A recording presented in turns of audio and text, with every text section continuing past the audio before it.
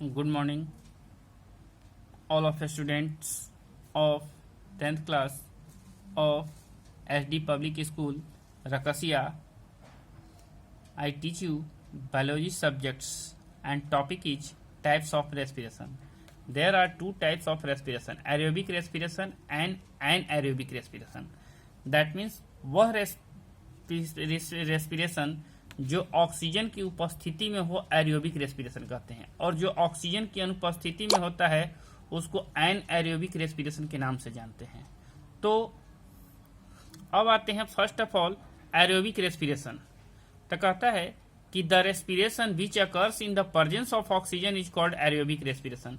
Simple way में यदि glucose का एरोबिक रेस्पिरेशन कराया जाता है तो ग्लूकोज मॉलिक्यूल ग्लाइकोलिसिस के दौरान साइटोप्लाज्म में टूट करके दो मॉलिक्यूल पायरुविक एसिड देते हैं, जो कि पुनः ऑक्सीजन की उपस्थिति में माइटोकॉन्ड्रिया के भीतर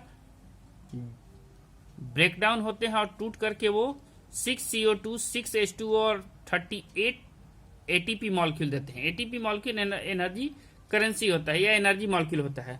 mitochondria are the site of aerobic respiration in the cells. Cells के अंदर एरोबिक रेस्पिरेशन का साइट क्या होता है? माइटोकॉन्ड्रिया होता है। Most of the living organism carry out aerobic respiration by the using oxygen in the air. Mostly जो animals होते हैं वो रेस्पिरेशन के दौरान ऑक्सीजन का डायरेक्टली ग्रहण करते हैं जो कि वातावरण में पाए जाते हैं। Anaerobic respiration, the respiration which takes place without oxygen is called anaerobic respiration. जो ऑक्सीजन की अनुपस्थिति में हो उसको एनारोबिक रेस्पिरेशन कहते हैं। In this process, the microorganisms like yeast break down the glucose into ethanol and CO2 and release energy। कहता है कि ये जनरली माइक्रो ऑर्गेनिज्म में होता है, जैसे कि ईस्ट में ग्लूकोज मॉलिक्यूल ग्लाइकोलिसिस के दौरान टूट करके टू मॉलिक्यूल पायरुविक एसिड बनाते हैं, जो कि अगेन टूटता है ऑक्सीजन की अनुपस्थिति में और टूट करके two molecule ethanol, two molecule CO2 और 2 ATP मॉलिक्यूल मुक्त करते हैं, रिलीज करते हैं।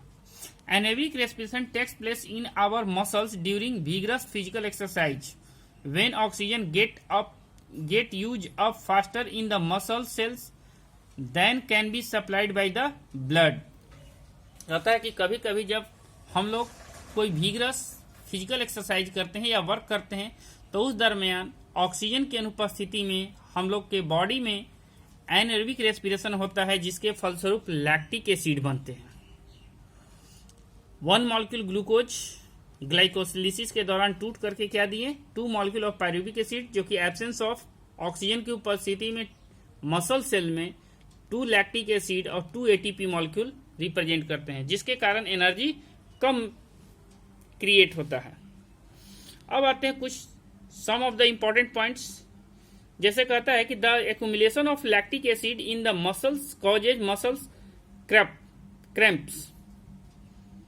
कहता है कि हम लोगों के बॉडी में एनारोबिक रेस्पिरेशन के फलस्वरूप लैक्टिक एसिड जमा होता है, जिससे कि मसल्स क्रैम्प होता है, मांसपेशियों में दर्द उत्पन्न होता है, जकड़न हो जाता है।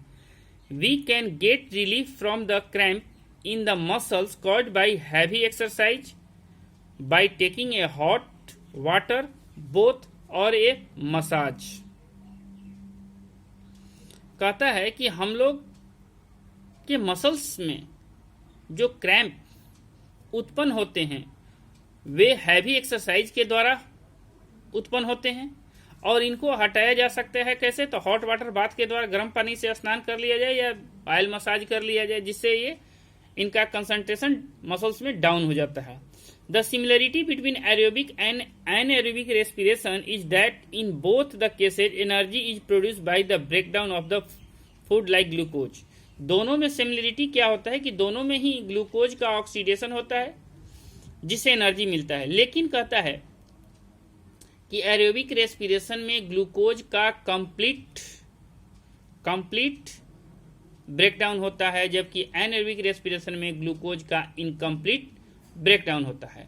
तो ग्लूकोज का कंप्लीट ब्रेकडाउन होने के फलस्वरूप ज्यादा एनर्जी क्रिएट होता है और कम ब्रेकडाउन होने के कारण या कहिए पार्शियल ब्रेकडाउन होता है जिसके चलते लो एनर्जी क्रिएट होता है। तो आज के लिए इतना ही। Best of good luck. Thank you.